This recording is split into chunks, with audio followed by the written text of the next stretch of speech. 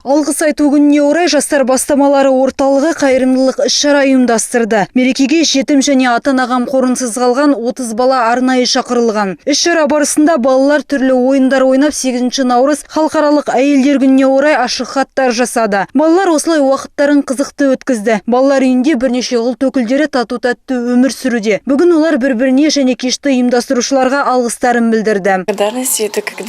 Әрбір адам алғыс айта білуі қажет деп ойлаймын. Біз бүгін ойнадық, ашық хат жасадық, бір-бірімізбен араласып жақсы уақыт өткіздік. Мен осындай бейбіт елде тұрып жатқаныма елбасымызға алғыс білдіремін. Біздің өміріміздегі барлық адамдарға алғыс айтамын. Әрқашанда бірге болып, қасымызда жақын жандарымыздың болғаны бұл жақсы.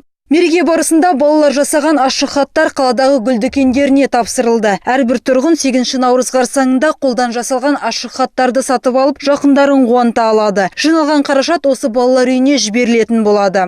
Также после реализации данных открыток. Алдағы уақытта осындай шараларды ұйымдастыруды дәстүрге айналдырмақпыз. Ашық хаттардың сатылымынан кейін балалар үйіне ойын-сауық бағдарламасымен баруды жоспарлап отырмыз. Ашық хаттарды қаладағы студия цветов 15 роз, Алые розы, Хименко 7Б, Азалия Шохан Уалиханов көшесі 27Б мекен жайынан таба аласыздар.